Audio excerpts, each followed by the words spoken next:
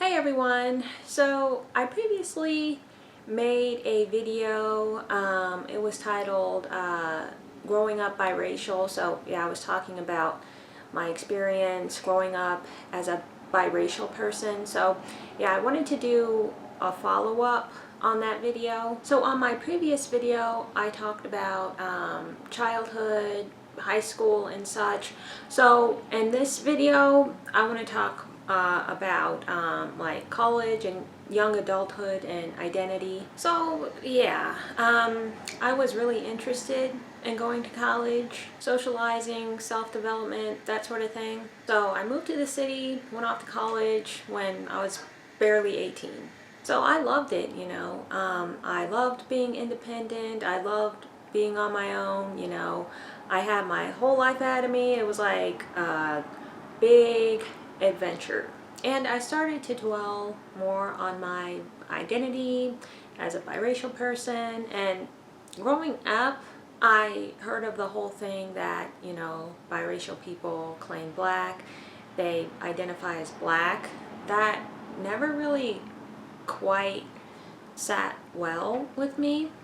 I never really saw myself as a black person. Like, my mother would be like, "You're black." I mean, it came up a couple of times. To me, I just felt like a connection to blackness. I've never really identified with being black. It never came up any other time growing up, not with any family members or in school or anything like that, until I moved to the city and started college. Growing up, you know, getting ready to start college, I didn't really understand my identity. I mean, like, I understood I was biracial and I had parents of two different races, but I had, you know, the idea that biracial is seen as primarily black in society, which is not entirely wrong. Like, I had the sense that that it was in a way that was negative or a burden. So yeah, when I was starting college, you know, I got pretty interested in reading. Like, I wanted to do a lot of reading, fiction, nonfiction, historical, educational, you know, just different kind of things. So if I was reading fiction, I would more so gravitate towards books that were about like black people, you know, not always, but yeah, that's what I did. And you know, and learning about history and reading about history, I would not gravitate towards like biracial history. I was more so interested in black history. I kind of saw it as intertwined with biracial history, which again is not entirely incorrect, even though there are in some cases, you know, separate experiences and distinctions that can be made, but you know, which was not entirely wrong, because there are, you know, biracials and mixed people and black history as well, because at the times, you know, biracials, mixed, black, they were kind of just lumped into one group. But anyways, you know, I was also quite shy and socially awkward. I didn't really have any like social skills. In high school, I was kind of withdrawn. That's where you get like a lot of skills and socializing. Growing up, you know, I feel like I had a good childhood. Like, I was a happy kid, but I didn't really have much guidance from my parents. They were kind of just carefree, you know. I just kind of went with the flow, did whatever I felt. I mean, like, I wasn't a bad kid or anything like that, but I never had any sort of discipline. And yeah, there were some issues in my childhood. I'm not going to get on like soapbox or anything, you know, plenty of people had it way worse than I did. But yeah, I kind of felt like there were some things that held me back a little bit, that made me feel like I was different or inferior in some way to other people. I don't know if inferior is a right word to use. It's kind of a strong word, but yeah, I can't really find a better fitting word right now. So yeah, I'll go with that. I thought I was an ugly duckling, you know. I was really thin, you know. I didn't think I was anything special.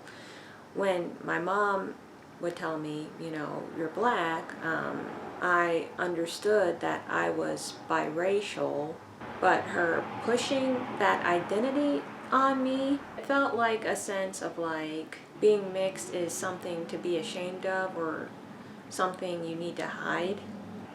But, you know, when I thought about, you know, biracial people, biracial appearance, I kind of had like an average, stereotypical looking biracial person come up. Like Sage Steele. Like, that's what I thought of when I thought of a biracial person. Like, kind of like that kind of look. When the time came for me when I was getting ready to go to college and, you know, all that stuff, when I was looking in the mirror, I was like, I thought I looked like Latina. Like, I felt like an anomaly or something. Like, I had some sort of dysmorphia. Like, I don't know. I had different kind of thoughts. So, yeah, when I thought about a biracial woman, like, thinking about when I get older, kind of like someone like Sage Steele came up in my mind. And not that she's unattractive. Average is not unattractive. It's just, you know, a common look or whatever. Not that looks are everything or anything, but, you know, it's kind of how I thought about it at the time. Like, Sage Steele is not someone that I would want to look like. I mean, I want to look like myself. I think that everyone should be happy with their own look. But I didn't really understand my appearance. You know, her look is good for her and for her to accept. You know what I mean? Like in high school, you know, I thought a lot of the girls in my high school were very pretty. I didn't really think I compared. And, you know, there was a biracial girl. I think she was a grade ahead of me. Yeah, I'm pretty sure she was a grade ahead of me. She had an iconic look. Like, she was one of the most gorgeous people that I've seen. She looked like a cross between Stacey Dash and the music video for that song, Roses for, or by Outkast, Roses by Outkast. The music video, it had like the main girl the song was supposedly about. I don't know, but yeah, she kind of looked like a cross between those two people. She was like a tan caramely color. She was, you know, a lot darker than me. She had blue eyes, and then she had like sandy brown hair. She had a white mom and a black dad. She was like tall, she had nice hair. So I was like, and in my head I was like, wow, that's a gorgeous biracial. You know, I'm an average biracial, you know. So yeah, I kind of felt inferior in that regard. I kind of had a low self-esteem in that regard. So moving to the city, you know, I would get out a lot and I would like to explore all the different places, and I would like to volunteer and work different places. I would have, you know, people ask me like, what am I? I would say, you know, I'm biracial, I'm mixed with black and white. It was majority black and Hispanic and Latin people who would ask me this. You know, I guess they're trying to see if I am what they are or something like that. They kind of sense some similarity or something. So yeah, black people would ask me as well, and this bothers a lot of them.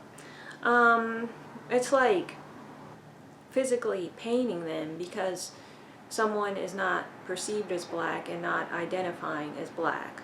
It's almost like people think you're trying to insult them or have something over them by just claiming who you are. Like, why do I have to pretend that half my family lineage doesn't exist to make you comfortable or cater to whatever feelings you have?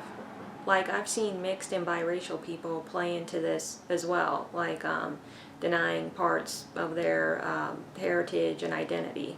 Like, I'm not blaming anyone or coming at anyone, you know, I just think it's a multifaceted thing, and, you know, we all have these different dynamics coming at us. But it's always been a thing where people try to push you to see it, like I'm doing something wrong. Some people would try to force that identity on me, and it would always not work. Because it would always be like, well, I don't look like black people, like my ancestors came from Africa, that's interesting. But I don't look like the people you're trying to tie me to. I've had black people call me Middle Eastern, white, Latina. And, you know, when I've talked about this before, people will bring up, you know, hair, you know, you have black hair. So you have to understand that at that time when I was, you know, starting college, I had a relaxer.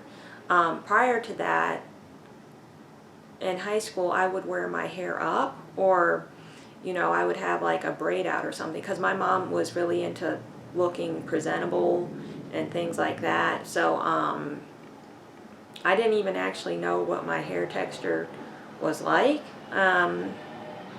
until later in college, you know. So yeah, I'm sure that my hair is more of an indicator that I have, you know, black or African ancestry. But at that time, my hair was literally straight every day. So other times I've had people, and majority white people, tell me I look like, the only celebrities I've been told that I look like are Mariah Carey and Lisa Bonet. And this happened a dozen or so times. So yeah, they're both biracial, so guess they pegged me correctly. Guess I look like what I am, a biracial. So Lisa Bonet, I don't really think I resemble Lisa Bonet. I think that's more of the thing where, like, you're a light-skinned biracial person and there's another light-skinned biracial person. You don't really look similar, but someone's like, are you guys sisters? But I guess if there's any biracial celebrity that I look like, I guess it would be Lisa Bonet and Mariah Carey. I guess I could see that. So yeah, Lisa Bonet, she's half black and half Jewish, and Mariah Carey is half Irish, and then she's African American and Afro-Latina. So with Mariah Carey, yeah, sometimes I can see the resemblance. So yeah, I relate to Mariah Carey. You know, some people are like, Mariah Carey's not a biracial, she's a quadroon.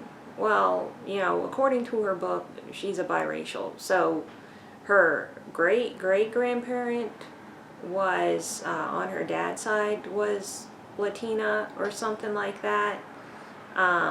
So, I mean, she probably has a similar mix to an American biracial. But yeah, I love Mariah Carey. A summer or so ago, when I was going on my road trips, I was staying in New Mexico, in a hotel in New Mexico, because I was going to go to White Sands National Park the next day. So yeah, I listened to her whole album, Caution.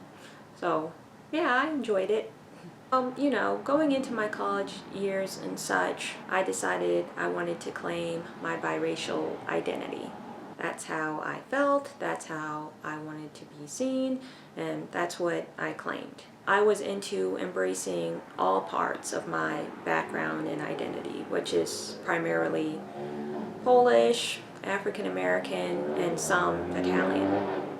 I didn't grow up hearing anything like that, but at the same time, I didn't think there was anything wrong with it. I did get some pushback, like I just previously discussed, from black people, like, oh, you're still black, you need to claim black to be in solidarity with black people, you'll still be perceived as black, etc. And I think I was getting a lot of this rhetoric online as well, because like I would sometimes go into online spaces for like black and biracial issues, and I would hear of kind of like rhetoric like this. And you know, there was also the natural hair movement that started around the early 2010s. And yeah, I was really into that, and I was on board with that as well, and you know, embracing my natural hair texture and taking care of my hair and all that sort of stuff. But I think I look like what I am, you know. I think I look African and European. I'm half black, half European, but at the same time, the combination of the two creates something different. My facial structure is actually quite Slavic. For the record, the camera kind of flattens and distorts my face sometimes. It looks more round, sometimes more oval. So that's just camera lens and angles and action. That's just how my face is. It gets kind of washed out by the two dimensions of the camera. But yeah, for the record, my face is, you know, in between a circle and an oval. It's a bit more of a circle, but there's oval shape to it as well. But yeah, my face has quite of a Slavic influence. Sometimes people think I'm Russian or something like that. Looking at my DNA results, genome and haplogroups from Eastern Europe is heavily from the East and some from the Balkans. So yeah, I have a lot of Slavic genetic influence. Yeah, so sometimes I can see my African attributes coming through. Other times I can see Slavic attributes coming through. But overall, I look like the combination of things that I am. And I definitely embrace all the things that I am. I do appreciate how I look, honestly, you know. My full frizzy curly hair, my features, you know, I have full lips from my dad, I have a small nose from my mom, you know, I have light skin, you know. That's one of the looks people fawn over, so, you know, not that looks are the end-all be-all, but I'm not complaining. It's just my experience. When I was out on my own and everything, I started to get a lot of attention for my looks, which was a bit of a surprise. I did some previously as well, but I thought people were just trying to be nice, you know. I honestly didn't think I was anything special. Like, I had a couple offers when I was in high school to do modeling. I just thought it was because I was really thin or something. But yeah, I was really thin when I started college. I'm like 5'7", and I was like 118 pounds. I had people telling me, you know, you should model, you're really pretty, you should model. Yeah, I got a lot of stares and guys looking at me. And, you know, as a biracial, we hear about where we fit on this racial hierarchy. To me, it's kind of gloomy, like tragic mulatto, you won't fit in anywhere, you'll be rejected by whites and blacks, you'll have to try to fit in with the blacks because that's how you'll be seen. But on the other hand, light skin is seen as having privilege on the black side and with whites. To me, that's not quite my experience. You know, growing up, white girls were some of my best friends. I got along fine with all races. I never felt like there was a racial hierarchy. I've had white, black, Asian, Indian friends, you know, all races. When I started college and all, it was different. I still got along well with all races, but with white women it was different. And I mean, like Western European, I don't know if it was the perception of myself. I was developing and developed by that time. It's like I felt otherized, not really racism. When I was a kid, I didn't really think much of this stuff. I thought about it but didn't really form strong opinions. When I got older, I wanted to embrace all parts of myself while still seeing myself as biracial and appreciating my other cultures as well. But like the sense I started to get with white women was like someone trying to like avoid being racist or something. I don't know, but at the same time viewing me as different, not in a bad way, but like in a otherizing way. I mean, which I guess could be seen as bad, but I usually don't feel like the intention is bad. Maybe it could have to do with the ideas, going on in society and stuff like, with history, colonization, racism, and stuff like that. But I didn't really get this feeling with white men. I felt like the chemistry was good with white men, but like women tended to be more left and woke, like social justice is a thing on college campuses and stuff. And I tend to be more conservative, so I don't know if that caused the vibe to be off, caused it to be off a bit, I guess. I don't know. So yeah, I started to feel like that I fit in more with like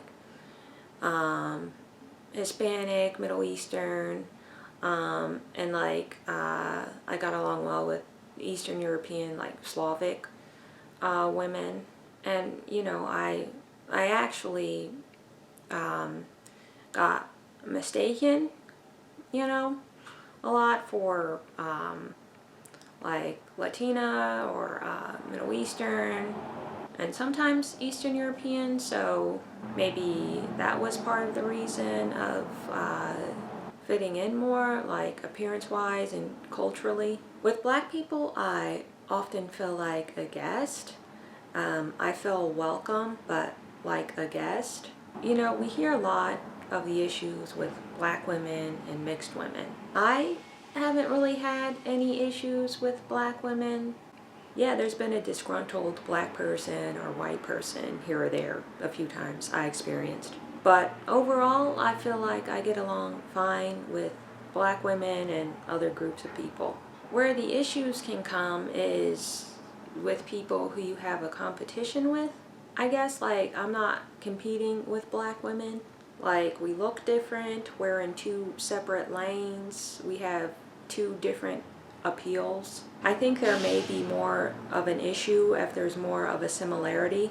The issues I've had with women, which haven't been a lot, seem more to do with like cattiness or insecurity rather than race or skin color. So in college, I had several roommates. I was into learning about cooking and learning recipes. I was into running and exercising. I took on different jobs and I volunteered a lot. I did some traveling. I worked at Target, Pizza Hut.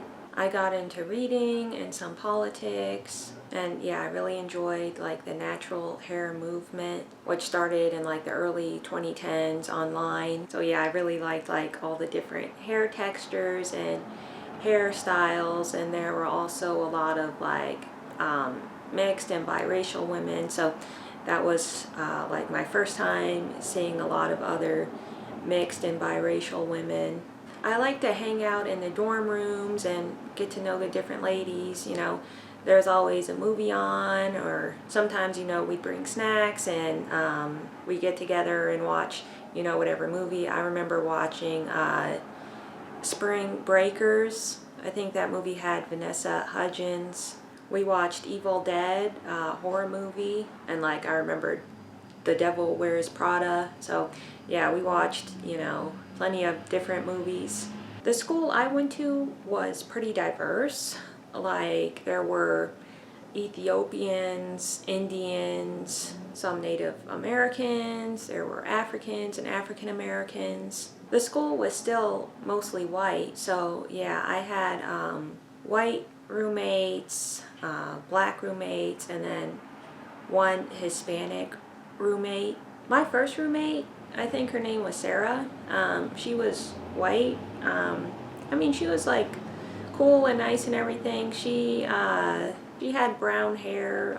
I guess she kind of looked like Kirsten Stewart or something like that, maybe. I mean, yeah, she was always happy and upbeat with me, but I guess she had like some emotional problems and problems with her weight and with boyfriends and boys. Like, we weren't really close, so like I was like out of the loop. I didn't really know what was going on with her. Like, she would have a temper tantrum sometimes. Like, I remember one time she like threw her cell phone across the room. So yeah. And the other roommate I had, her name was Melissa.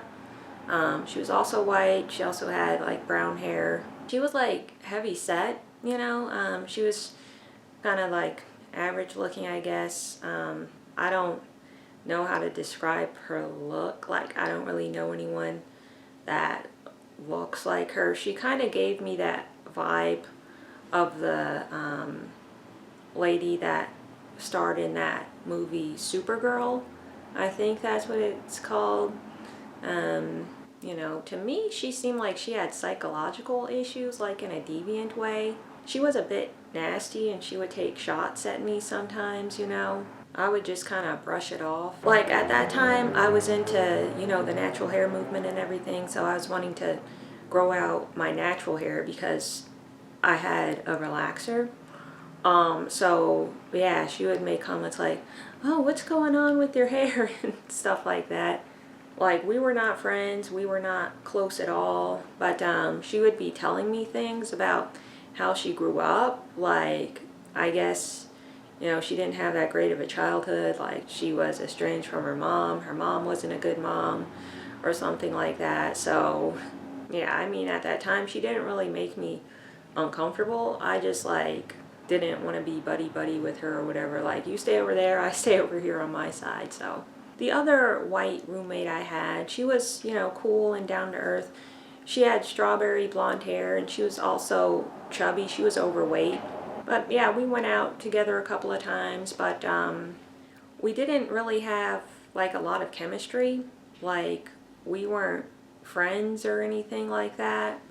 But yeah, she was a pretty good roommate. Like, we got along just fine. I had a Hispanic roommate, Cynthia. Her family immigrated here from Mexico. So yeah, she looked mestizo, you know. She was tan, silky black hair. And yeah, we were friends, you know. We would talk a lot, you know. Whereas the other roommates I had, we would just be in each other's world and kind of ignoring each other, you know, and then just going to sleep. But yeah, with Cynthia, we got, you know, pretty close. She would tell me about movies she liked and things like that. Like, I remember we were snowed in, and we watched like the Twilight series. We went out a couple times together. Like, she worked at the Mall of America. So yeah, we would hang out there sometimes. We went out and watched a couple of movies together.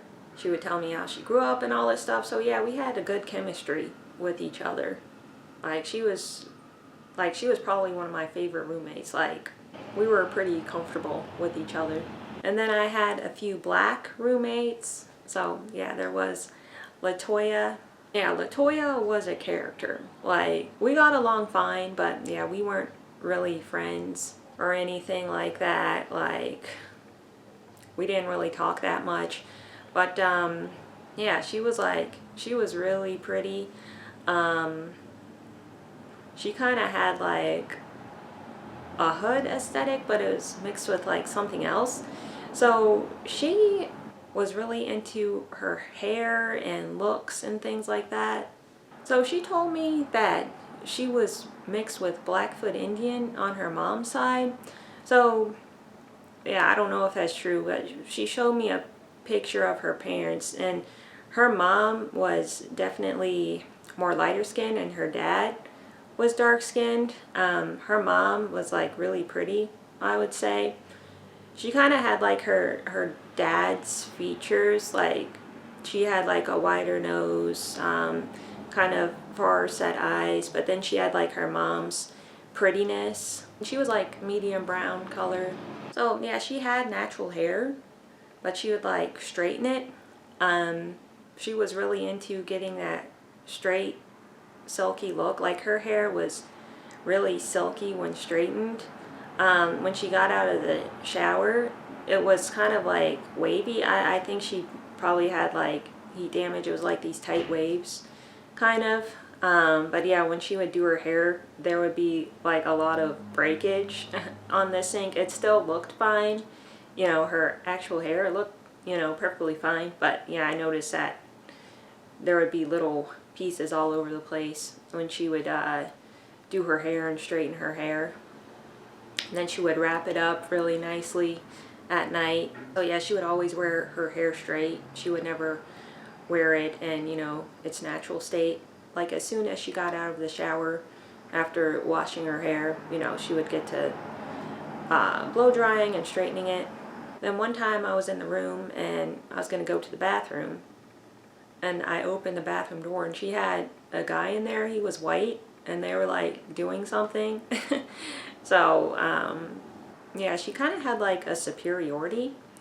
Like she had a superiority about her hair. Like whenever she would like be done with her hair and everything, she'd be like, I'm blessed, you know, supposedly because she has this, you know, silky long hair. And yeah, you know, she was really pretty. She had a nice figure and everything. She dressed well, in my opinion. One time we were out in the dorm lounge, and yeah, there were a lot of other black girls there. And that was, they were watching a movie or something. And that was a time when I was like growing my hair out and I really wanted to be natural and everything. And they were saying something about my hair, or about it being in its natural state, and like in a negative way. And yeah, I think they had like perms, like, and their hair was, you know, that length, or they had like weaves. And then, you know, LaToya was there, and she was like, oh, they're just mad because they're bald or something like that. So she was like defending me. But yeah, anyways, I mean, she was okay. We were cool. We just didn't talk that much. We weren't like buddy friends or anything like that. But I mean, we got along fine. And I had another black roommate. Like, I couldn't relate to her at all. Like, I think she was from the hood or something like that. Like, we were nice to each other. Like, I got like sisterly vibe from her. But like, we didn't like talk or go out with each other or anything like that. It was just like, hi, you know, get ready to go to sleep, and that's it. Like, I think she was on her cell phone a lot. But yeah, it was like a cold environment for me. I never had any biracial roommates, but yeah, I did meet a few biracials out in the dormitory. Like, there was Caitlin. She was like pale. She was lighter than me. She had like brown hair, but it was pretty tightly curled. The curls were kind of, they weren't like the smallest curls, but they were very tight. So I guess maybe she was like a 3C or a 4A, kind of like in between. But yeah, her hair was kind of short, like it was a little bit shorter than mine, and she would wear it natural, or sometimes she would straighten it. So yeah, we would talk a lot. We got to know each other. She would do my hair whenever I wanted it done. Like, she treated me like I was her little sister or something. Like, I don't know of any celebrity she looked like. She kind of looked a little bit like Alicia Keys, I guess. A little bit. But, yeah.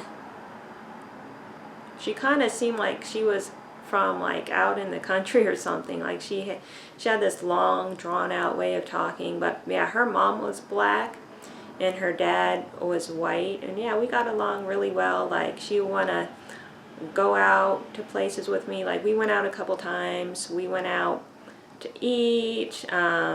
Like we exchanged numbers and we would text each other and stuff. And our birthdays are right near each other, so we would go out for like our birthday and stuff like that. So yeah, she was a good friend. And then there was Ella. Yeah, she was pale, and then her hair was like mine, like kind of 3C, 4A-ish. She had a white mom, black dad. Yeah, we were cool. We would hang out. She seemed more like she was like from the hood or something like that. She had that, a little bit of that kind of aesthetic. She looked like that singer Georgia Smith. But yeah, we would hang out a lot. We watched a couple of movies together. We watched a movie, it was called No Strings Attached. Yeah, we watched a couple of other movies. She did my hair one time. Yeah, she was a good friend. Then there was another girl. She had like tannish skin and like this brownish hair and green eyes. I guess kind of like Leona Lewis. So yeah, she was half Polish, half black. I think her dad was the one that was white. Yeah, she kind of preppy, like she was a valley girl. She had like that kind of attitude. But yeah, we were cool because it was like, oh, we're both biracial and we're both half Polish, you know. So yeah, but she had more of like a preppy clique or something, and I'm not preppy. So then there was another biracial girl. I guess she kind of looked like Maya, but her skin tone was different. Her skin was like a reddish tannish color, and then her hair was like brown. She had brown eyes, white mom, black dad. Yeah, she was also preppy. Like she was a cheerleader. So yeah, I mean, we were good acquaintances and all, but like the whole preppy thing just isn't me. So so I mean, yeah, for the most part, I don't feel like race or skin color had anything to do with these experiences that I've had. Yeah, there's been some racism, colorism, featureism type of things, but for the most part, I just feel like was girls being a little bit catty. But yeah, I had mostly normal, positive experiences.